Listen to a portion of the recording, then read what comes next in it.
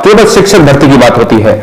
हम स्क्रीन को छोटा करते हैं। सबसे पहला क्वेश्चन आपका नया क्वेश्चन लेते हैं कि गर्भ में संतान सर्वाधिक प्रभावित होती है, किसका सबसे ज्यादा संतान पर इफेक्ट पड़ता है? ऑप्शन है मां के पोषण से, मां के टीवी देखने से, आस पड़ोस से, या फिर पूर्वजों से। ठीक है ना, पूर्वज का मतलब है आपके दादा दादी या फिर नाना नानी। क्लियर? दिमाग में ये रखना है। अब हम बात करते हैं सबसे ज्यादा जो गर्भ में संतान है, यानी हम अगर पेट में थे, यानी अगर आप पेट में थे तो माता का प्रभाव पड़ेगा, बिल्कुल अमूमन सी बात है। लेकिन किसका प्रभाव पड़ेगा? माता के पोषण से उसका प्रभाव सबसे ज्यादा पूछा है, क्योंकि वर्ड लिखा है सर्वाधिक, इसलिए ऑप्शन क्या हो जाएगा? आंसर यही हो जाएगा। ठीक है ना, माता का पोषण अगर अच्छा होगा तो सकारात्मक प्रभाव, अगर खराब होगा तो नकारात्मक प्रभाव पड़ेगा। ठीक है जी हाँ। अगर हम बात करते हैं क्वेश्चन नंबर 2 की, यहां पर देखेंगे कि मानव जीवन की मनोभौतिक एकता कहलाती है। अगर हम बात करें कि मानव जीवन की मनोभौतिक एकता कहलाती है, ऑप्शंस है मन तथा शरीर का विकास, शरीर तथा हड्डियों का विकास जिसको हम बोन कहते हैं, बोन डेवलपमेंट, शरीर तथा हृदय का विकास, ठीक है ना, और आत्मा तथा मांसपेशी का विकास। तो याद रखिएगा, अगर हम मनोभौतिक एकता की बात करें, ठीक है ना, यूनिटी की बात करें, तो हमें ऑप्शन नंबर जो ए है ना वो बिल्कुल राइट आंसर हो जाएगा। मन तथा शरीर का विकास आपका बिल्कुल सही हो जाएगा जब भी हम बात करते हैं मानव जीवन की मनोभौतिक एकता से किससे संबंधित है। क्लियर? दिमाग में यह भी रखना है कि कभी भी आत्मा तथा मांसपेशी नहीं लगाएंगे। ऑप्शन आपका फर्स्ट इज राइट आंसर हो जाएगा। अगर हम ये पूछ देते हैं कि मनोविज्ञान सबसे पहले किसका विज्ञान कहा जाता था, तो आप डायरेक्ट कह सकते हो कि आत्मा का विज्ञान कहा जाता था। अब वर्तमान में क्या कहा जाता है? वर्तमान में व्यवहार का विज्ञान जाना जाता है। ठीक है ना। अगर अब हम बात करें क्वेश्चन नंबर 3 की कि 2 से 5 वर्ष की आयु कहलाती है शैशवावस्था, बाल्यावस्था, उत्तर बाल्यावस्था या फिर किशोरावस्था। देखिएगा, अगर हम 2 से 5 वर्ष, हम यहां पर डिफाइन कर देते हैं आपको, हम एक आपको यहां पर नोट पॉइंट आपको यहां पर देते हैं। ठीक है ना। अब देखिएगा क्या है कि अगर हम देखते हैं कि हम 2 और 3 अवस्था में बांटते हैं। सबसे पहले अगर हम शैशवावस्था की बात करें तो हम जानते हैं कि एज जो होती है वो जन्म से लेकर अगर हम 5 वर्ष तक जाते हैं तो वो शैशवावस्था कहलाती है। अगर हम बाल्यावस्था को बांटते हैं तो दोस्तों वो 5 से हमारी 12 वर्ष तक होती है, वो बाल्यावस्था कहलाती है। और अगर हम 13 से अगर हम ऊपर जाते हैं तो दोस्तों वो हमारी कहलाती है किशोरावस्था। कुल मिलाकर अगर हम कहें कि शैशवावस्था हमारी 0 से 5 वर्ष होती है, बाल्यावस्था अगर हमारी देखें तो भैया हमारा होता है 5 से 12 वर्ष होती है, और अगर हम देखें यहां पर 13 से आपके ऊपर वाली एज यानी 18 वर्ष तक हम जाते हैं तो किशोरावस्था। तो आपका राइट आंसर देखिएगा, अगर हम 0 से 5 कहेंगे तो दोस्तों उसी में तो ये एज आ जाएगी यानी शैशवावस्था हो जाएगी। इसको शैशवावस्था को हम जीवन का आदर्श काल यानी खेलने का आदर्श काल भी कहते हैं। क्लियर? तो आदर्श काल वाली अवस्था भी कहलाती है।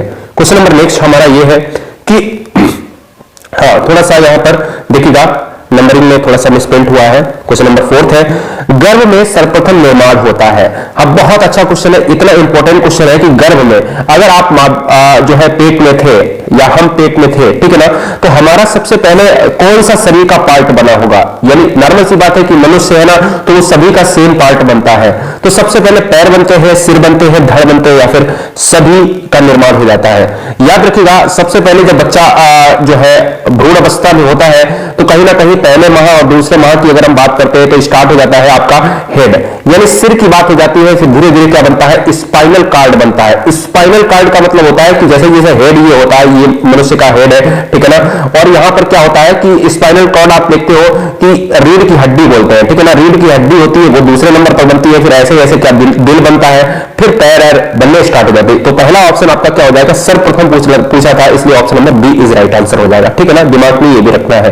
क्वेश्चन नंबर 5 है आपका, यहां पर देखिएगा, क्वेश्चन को छोटा करते हैं। यहां पर देखिएगा, अगर हम बात करें बालक के सिर एवं मस्तिष्क का सर्वाधिक विकास किस अवस्था में होता है? बहुत अच्छा क्वेश्चन है कि जब भी हम कहें कि सिर एवं मस्तिष्क का सर्वाधिक विकास प्रौढ़ावस्था, शैशवावस्था, किशोरावस्था या फिर बाल्यावस्था, इन एज को हम डिफाइन कर देते हैं कि क्या क्या एज है। मैंने कहा 0 से अगर 5 वर्ष है तो शैशवावस्था है, बोले कि बाल्यावस्था को हम कहते हैं 5 से 12 वर्ष, और किशोरावस्था को कहते हैं 13 से 18 वर्ष, और 18 से ऊपर वाली जो एज होती है 18 से 60 वर्ष वाली एज होती है वो प्रौढ़ावस्था, और अगर 60 से ऊपर वाली जो एज जाएगी वो ऊपर तक चली जाएगी वो हमारी वृद्धावस्था होगी। ठीक है ना। तो दोस्तों यहां पर अगर हम बात करें कि सबसे ज्यादा सिर और मस्तिष्क का विकास होता है वो option number B is right answer, शैशवावस्था में हो जाता है। ठीक है ना। जी हाँ, बैलेंटाइन ने शैशवावस्था के बारे में कहा था कि ये एक आदर्श काल है। तो शैशवावस्था को किसने कहा था कि सीखने का आदर्श काल है? तो वो बैलेंटाइन महोदय हो जाएंगे। क्लियर। नेक्स्ट क्वेश्चन है जन्म के समय शिशु में कितनी हड्डियां होती है? याद रखिएगा, जब भी बच्चा पैदा होता है तो कहीं ना कहीं हड्डियों की संख्या क्या होती है? ज्यादा होती है, प्लस में होती है। और हम देखते हैं जैसे जैसे बच्चा बड़ा होता है, ग्रो होता है और वो एज में पहुंचता है, 80 प्लस होता है, तो कहीं ना कहीं एक वयस्क मनुष्य हो जाता है तो उसकी हड्डियों की संख्या 206 रह जाती है। अगर हम बात करें कि जन्म के समय पूछा है तो जन्म के समय ज्यादा होती है, तो ज्यादा में कितना होगा? 270 से 280 के बीच में हड्डियों की संख्या होती है। क्लियर? तो दोस्तों यार याद रखिएगा कि यह हड्डियों की संख्या ज्यादा और कम क्यों हो जाती है? याद रखिएगा, कुछ छोटी छोटी हड्डियां होती है, जैसे जैसे आयु बढ़ती है वो चिपक जाती है और चिपक के एक बड़ी हड्डी यानी एक मजबूत हड्डी का निर्माण कर लेती है। ये बस इतना ही कॉन्सेप्ट है हड्डी का। क्लियर? दिमाग में आपको रखना है। तो 270 हो जाएंगे इस क्वेश्चन का राइट आंसर।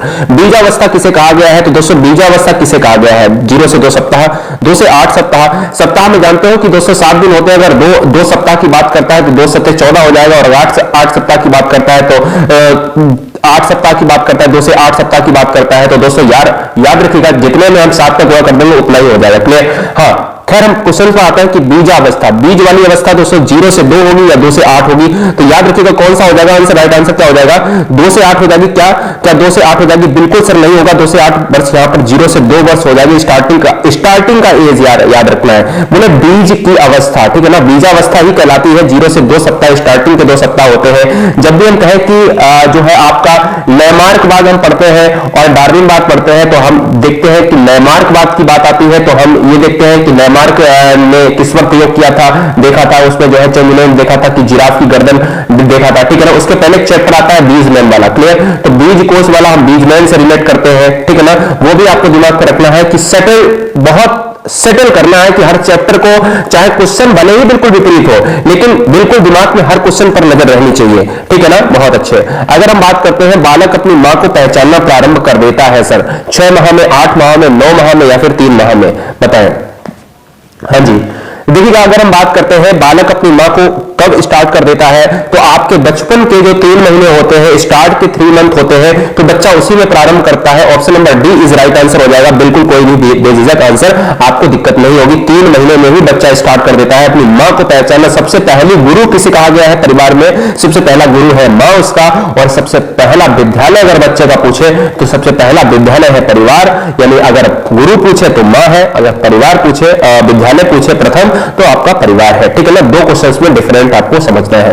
हाँ, नेक्स्ट क्वेश्चन है कि बालक जमीन पर से अपने पसंद की वस्तु उठा लेता है, आपके अनुसार उस बालक की आयु क्या होगी? बहुत अच्छा क्वेश्चन है कि अगर बच्चा अपने पसंद की, जो उसको पसंद हो रही है, उसको पसंद लगती है, अच्छी लगती है, उसको उठा लेता है। 10 चीजें पड़ी हुई है, उसमें से एक चीज वो पिक कर लेता है, ठीक है ना। तो उस पिक करने वाली चीज का उसको अंदाजा है, कहीं ना कहीं उसमें समझ है। तो बच्चा वो कितनी एज का होगा? 12 से 13 महीने का, या 5 से 6 महीने का, या फिर 3 से 4 महीने का, या फिर 8 से 9 महीने का?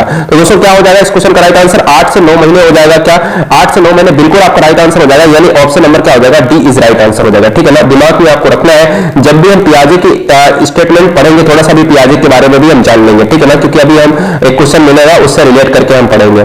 बालक के समय, हाँ बहुत अच्छा क्वेश्चन है कि जन्म के समय मस्तिष्क का वजन कितना होता है? जब भी हम पूरे वजन की बात करते हैं तो बच्चे पिछली वाली क्लास में बहुत कंफ्यूजन थे, कहते कि कह रहे थे कि 7 पाउंड होता है, ठीक है ना, और कुछ बच्चे कह रहे थे कि 8 पाउंड होता है। तो दिमाग में कभी भी भरोसा मत रखना कि भैया किताबें क्या कहती है, तो हमेशा आपको लगाना है 8 पाउंड लगाना। क्लियर? 8 पाउंड लगाना है, दिमाग में आपको रखना है, ठीक है ना। बालक के जन्म के समय शिशु के मस्तिष्क का भार होता है, जब 7 पाउंड, 8 पाउंड और 6 पाउंड और 9 पाउंड दिया हो तो उसमें 8 लगाएंगे। जब 7 नहीं, जब 8 ना दिया हो तो हम 7 लगाएंगे, ठीक है। पूरे वजन की बात कर रहा हूं। अभी यहां पर पूछा है शिशु के मस्तिष्क का भार कितना होता है, तो याद रखिएगा शिशु के मस्तिष्क का भार होता है हमारा 350 ग्राम। अगर वयस्क के मस्तिष्क का भार पूछता तो हमारा 1400 ग्राम होता है, जैसे हम लोग आप लोग हैं, ठीक है ना। तो हम और आप लोग का वजन कितना है सिर का? तो सिर का वजन है 1350 ग्राम होता है। अगर ऑप्शन 1350 ग्राम ना हुआ तो 1400 मारते हैं, ठीक है ना। तो हमारा वयस्क का कितना होता है? 1400 ग्राम होता है, और एक बच्चे का शिशु का कितना होता है? 350 ग्राम होता है, प्लस होता है। सीखने का आदर्श काल माना गया है। सीखने का आदर्श काल दोस्तों किसे माना गया है? तो हमेशा याद रखिएगा वैलेंटाइन ने कहा था कि शैशवावस्था एक आदर्श काल है, ठीक है ना। तो दिमाग में रखिएगा शैशवावस्था को ही कहा जाता है। शैशवावस्था की जो एज होती है 0 से 5 वर्ष होती है, बाल्यावस्था की जो एज होती है 5 से 12 वर्ष होती है, किशोरावस्था की जो एज होती है 13 से 18 वर्ष होती है, और प्रौढ़ावस्था की 18 से 60 वर्ष होती है। क्लियर? तो आपको ये भी सारी चीजें रखनी है। वीडियो अगर अच्छा लग रहा हो तो सब्सक्राइब कर लेना।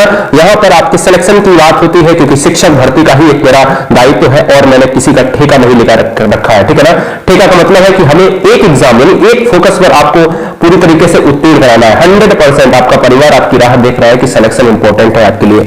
कल्पना जगत में विचरण होता है। शैशवावस्था, किशोरावस्था, बाल्यावस्था, बहुत अच्छा क्वेश्चन है, बहुत इंपॉर्टेंट नया क्वेश्चन अभी तक है, ठीक है। पूरे मनोविज्ञान का नया क्वेश्चन है। कल्पना जगत में विचरण होता है। देखिए कल्पना जगत में विचरण होता है, बहुत सारे इंपॉर्टेंट क्वेश्चन है, ये लगा देंगे। देखिएगा, याद रखिएगा, जब भी शैशवावस्था और किशोरावस्था ऑप्शन दोनों में हो तो हमारा राइट आंसर क्या हो जाएगा? डी हो जाएगा। आप कहोगे सर क्यों हो जाएगा? देखिए सुनिएगा, बच्चा जब लेटा स्टार्ट पैदा होता है 0 से 5 की एज में होता है, बच्चा क्या करता है? वो कहीं ना कहीं चीजों को सोचता है, ठीक है ना। ये शैशवावस्था की बात कर रहा है, चीजों को वो सोचता है, कहीं ना कहीं थोड़ी सी समझ उसमें होती है, थोड़ी सी अपने बारे में होती है, नई नई दुनिया के बारे में नई नई चीजें सोचता है। उसको नैतिकता के बारे में जानकारी नहीं होती, सामाजिकता के बारे में जानकारी नहीं होती है। लेकिन अगर ये ऑप्शन ना होता, ये ऑप्शन अगर ना होता तो 100% आपका किशोरावस्था हो जाता, ठीक है ना। जब शैशवावस्था और किशोरावस्था दोनों दिया हो, ये एमपी टेट का क्वेश्चन है दोस्तों, और यूपी टेट में 100% और सी टेट में 100% भी आने की संभावना हो जाती है, ठीक है ना। इसलिए शैशवावस्था और किशोरावस्था दोनों हो जाएंगे। Option number D is right answer. जब दोनों दिया हो तब भैया मारेंगे। आपको ये पता होना चाहिए कि बच्चा चिंतन कब करता है, बच्चा कल्पना कब करता है, तो आपका राइट आंसर होता है किशोरावस्था, ठीक है ना। तो चिंतन तो बच्चा शैशवावस्था में नहीं कर सकता है, लेकिन कहीं ना कहीं वो थोड़ी सी कल्पना उसमें पाई जाती है, क्योंकि ऑप्शंस पर आपको मनोवैज्ञानिक आधार पर मारना है। अब हम थोड़ा सा क्वेश्चन बड़ा पढ़ते हैं कि एक बालक पड़ोसी घर में सो रहा है मां की गोद में, ठीक है ना। एक पड़ोसी घर में मां बैठी है और सो रहा है, यानी मैं अगर या आप हो, और उस टाइम अगर हम अपनी मां की गोद में जो है सो जाते हैं और हम पड़ोसी के घर में होते हैं, उसकी मां यानी हमारी मां हमें क्या करती है? पड़ोसी के बिस्तर पर सुला देती है। अब यार हमारे क्या होता है, वो रोना स्टार्ट कर देता है, यानी हम स्टार्ट कर देते रोना, तो हमारी एज क्या होगी? उस बालक की एज क्या होगी? बताइए, कितना कठिन क्वेश्चन पूछ लिया सर। तो बताओ ऐसे हम कैसे जो है एज को बता दें? सर ऐसे कैसे हम एज को बता दें? तो याद रखिएगा, यहां पर 24 महीने होगा, 12 महीने या 10 महीने या 18 महीने। तो याद रखिए 10 और 18 में बहुत सारा डिफरेंस होता है, तो हमारा राइट आंसर क्या हो जाएगा? 10 महीने स्टार्ट हो जाएगा। यहां पर 10 महीने का जो बच्चा होता है वो हमें क्या करने लगता है, अगर किसी के दूसरे के यहां अगर हम सुला देंगे तो भैया वो रोने लगेगा, ठीक है ना। ये मनोवैज्ञानिक आधार है, कैसे अध्ययन किया है, कैसे व्यवहार का अध्ययन किया है, मनोवैज्ञानिक का मानना है। एमपी टेट में क्वेश्चन ये पूछा गया है और 2 बार सी टेट का क्वेश्चन पूछा गया है, ठीक है ना। ये आपको याद रखना है, ठीक है, बहुत अच्छे। हाँ, बालक जो है रंग को कब पहचानने लगता है? बालक जो है भैया रंगों को कब पहचानने लगता है? बहुत इंपॉर्टेंट क्वेश्चन है कि आपके जो रंग है लाल, नीले, हरे, पीले, इनको रंग किस एज में पहचानने लगता है? 5 वर्ष में, 2 वर्ष में, 3 वर्ष में या 4 वर्ष में? एक एक क्वेश्चन बहुत टाइप किया है दोस्तों, चुनिंदा क्वेश्चन टाइप किया है। एक एक वर्ड को कैसे टाइप किया जाता है आपको पता है, और मैं वैसे ही आप करते हैं जैसे आप व्हाट्सएप पे SMS लिखते हो। बताएं सर क्या हो जाएगा? बालक मुख्य रूप से रंगों को पहचानने लगता है। बिल्कुल सर, 2 और 3 वर्ष में बहुत डिफरेंट होता है। बहुत लोगों का कंफ्यूजन होता है कि 2 वर्ष में पहचान लेता है या 3 वर्ष में। तो जो ऑप्शन नंबर सी आप देख रहे हैं क्या ये हो जाएगा? बिल्कुल नहीं होगा। Option number 5 is right answer हो जाएगा। बच्चा देखिएगा, बच्चा 0 से 5 वर्ष अगर शैशवावस्था में होता है तो कहीं ना कहीं वो 0 से 5 वर्ष होने में कहीं ना कहीं वो सिर से लेकर उसका विकास स्टार्ट होगा, और जब सिर से लेकर विकास स्टार्ट होगा उसके पैर तक जाएगा। बच्चा सिर से लेकर हाथ पैर चलाता है, घुटुआ चलता है, फिर धीरे धीरे खड़ा होकर चलता है, ठीक है ना। और जब बच्चा 5वीं एज में कहीं ना कहीं वो बाल्यावस्था की एज में एंटर होता है, तो याद रखिएगा तभी तो कलर पहचानेंगे यार। उसको क्या 2 साल के बच्चे को, 3 साल के बच्चे को कैसे कलर की ज्ञान होगी, ठीक है ना। इसलिए 5 साल का जब बच्चा हो जाता है, बाल्यावस्था में जब बच्चा गैंग एज में आ जाता है, यानी टोलियों के साथ बच्चा खेलने लगता है, इस टाइप से आपको याद रखना है। मिथ्या परिपक्वता की जो अवस्था होती है वो किसे कहा जाता है? बहुत अच्छा क्वेश्चन है। जैसे अगर हम बात करते हैं मिथ्या परिपक्वता का काल किसे कहा जाता है? मिथ्या परिपक्वता की जो काल है वो दोस्तों कहा जाता है, option number B is right answer. ये हो जाएगा, इसको हम कहते हैं 5 से 12 वर्ष, या आप कह सकते हो कि 12 साल तक की एज तक हम बाल्यावस्था को मानते हैं, ठीक है ना। बी अवस्था आपकी राइट आंसर हो जाएगी, मिथ्या परिपक्वता की काल। अगर हम बात करते हैं छोटे छोटे वाक्यों को बोलना तथा तीन पहियों की साइकिल चलाना, हमने बहुत बचपन में साइकिल चलाई है, ठीक है ना, बचपन में बहुत साइकिल चलाई होगी दोस्तों। कैसी होती है मुझे बनाना भी नहीं आता है। इस टाइप की जो होती है, इसमें एक पहिया लगा होता है और यहाँ पर जो है बच्चा खड़ा हो जाता है, ठीक है ना, यहाँ पर एक बच्चा खड़ा हो जाता है और फिर क्या करता है, उस पहिया को बीच में जो है चलाना स्टार्ट कर देता है। छोटे छोटे वाक्य को बोलना स्टार्ट कर देता है और तीन पहियों की साइकिल चलाना स्टार्ट कर देता है। वो बाल्यावस्था में होता है, शैशवावस्था में। देखो किशोरावस्था और प्रौढ़ावस्था तो होगा नहीं। अब बच्चे बताएंगे कि क्या होगा। देखिए बाल्यावस्था आप कहोगे क्या 5 साल में कहोगे, बताओ सर क्या होगा। जी हाँ, याद रखिएगा हर क्वेश्चंस को यहां पर टाइप किया गया है, बताएं सर।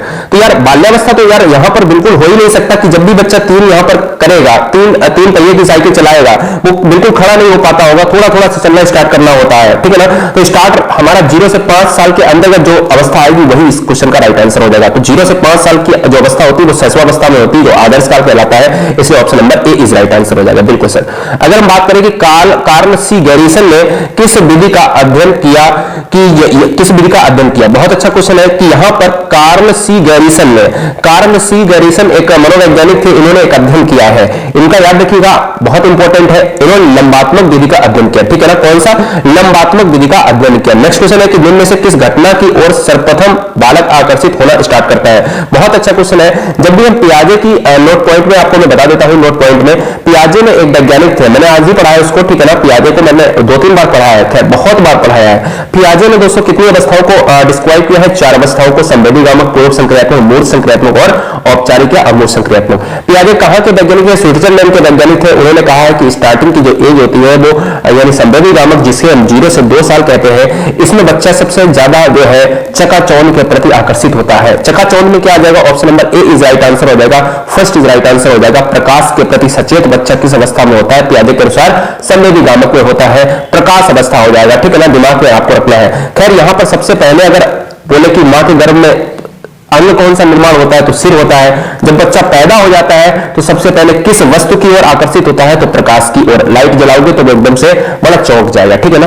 दिमाग में रखना है। नेक्स्ट है आपका कि बालक बालिकाओं को सर्वाधिक समायोजन करना पड़ता है। बहुत अच्छा क्वेश्चन है कि बालक बालिकाओं को सर्वाधिक समायोजन करना पड़ता है वयः संधि काल में, किशोरावस्था में, शैशवावस्था या बाल्यावस्था में। तो दोस्तों आपका राइट आंसर हो जाएगा वो option number A is right answer हो जाएगा। जबकि समायोजन की बात आती है तो वयः संधि काल हो जाएगा इस क्वेश्चन का राइट आंसर। बालक की जिज्ञासा को किया जाना चाहिए, दमन कर देना चाहिए। दमन मतलब बिल्कुल खत्म कर देना चाहिए। शांत मतलब बिल्कुल जो है शांत कर देना चाहिए। यानी कैसे कि अगर कोई चीज अगर उसने पूछी है तो उसको बताकर उसकी जिज्ञासा को शांत करिए, यानी वो भी सेटिस्फाई हो जाए। या उत्तेजित उसको जो है इरिटेट कर देना चाहिए या फिर सक्रिय कर देना चाहिए। क्या करना चाहिए? दोस्तों हमेशा अगर बच्चा पूछे तो उसकी शांत करिएगा, जो पूछा है उसको सेटिस्फाई करिएगा। यानी चांद गोल क्यों होता है, चांद चमकता क्यों है, बार बार पूछता है चीजें, बड़ा वो ट्रिवियल कंडीशन में पूछता है, तो सारे जवाब अगर उसको दे दोगे तो उसकी जिज्ञासा शांत हो जाएगी। Option number B is right answer. Next है कि प्रश्न सीखना एक जटिल है। सीखना एक जटिल है तो लेकिन कौन सी प्रक्रिया है? मानसिक है, शारीरिक है, सामाजिक है, नैतिक है। याद रखिएगा बच्चा एक नैतिक विकास को तभी प्राप्त करता है जब लोगों के साथ मिलता है, लोगों के साथ में आचार विचार अपने विचारों को, अभिव्यक्ति को दर्शाता है। तो याद रखिएगा सीखना कैसा है? जटिल है। कैसी जटिल है? मानसिक प्रक्रिया है। Option number first is right answer हो जाएगा। नेक्स्ट क्वेश्चन है भारत में बाल विकास की शुरुआत कब हुई थी? दोस्तों याद रखिएगा भारत में बाल विकास, जब भी हम बात करते हैं कि बाल विकास की शुरुआत 1930 में हुई थी। लेकिन अगर हम बात करते हैं इंपॉर्टेंट क्वेश्चन की तरफ, इंपॉर्टेंट क्वेश्चन ये है आपका, नोट पॉइंट में आपको मैं बताता हूं। देखिएगा क्या इंपॉर्टेंट है कि अगर पूछे कि पूरे विश्व में प्रथम मनोवैज्ञानिक प्रयोगशाला कहां पर स्थापित हुई थी, तो प्रथम मनोवैज्ञानिक प्रयोगशाला 1879 में स्थापित हुई थी। विलियम वुंट ने करी थी, ठीक है ना, विलियम वुंट ने करी थी। और विलियम वुंट ने कहां पर करी थी? ये बहुत इस बार 100% आने की संभावना है। जर्मनी में करी थी। अगर बहुत ज्यादा डीप में पूछे जर्मनी का कौन सा शहर था, तो जर्मनी का शहर था लिप्सिंग। कौन सा था शहर? था लिप्सिंग शहर था, ठीक है ना, जर्मनी के लिप्सिंग शहर में करी थी, ठीक है। अगर पूछे भारत में कहां पर हुई है, तो भारत में कोलकाता में हुई है, कोलकाता में है मनोवैज्ञानिक प्रथम प्रयोगशाला। और सीटेट की परिदृश्य से कभी कभी बड़े राज्य यानी जनसंख्या की दृष्टि से बड़े राज्य उत्तर प्रदेश में भी पूछ लेता है, यूपीटेट में भी पूछ लेता है, स्टेट और आपके दिल्ली परीक्षा में पूछ लेता है कि अगर भारत में पूछे तो कोलकाता में, अगर पूछे कि उत्तर प्रदेश में तो वो प्रयागराज में सबसे पहली प्रयोगशाला, ठीक है, दिमाग में आपको रखना है। तो आंसर क्या हो जाएगा बाल विकास की शुरुआत कभी 1930 में हुई थी, 1930 में।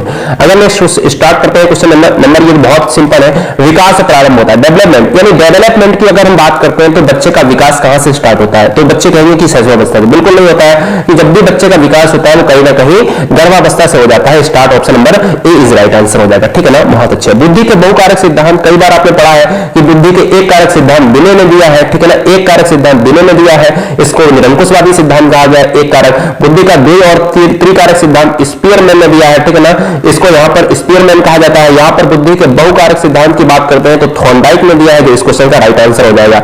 इस क्वेश्चन को हम एक और नाम से जाना जाते हैं, परमाणुवादी सिद्धांत। क्या? परमाणुवादी सिद्धांत के नाम से। परमाणुवादी सिद्धांत किसको कहते हैं, तो अगर आंसर में हो बहुकारक सिद्धांत मार दीजिएगा।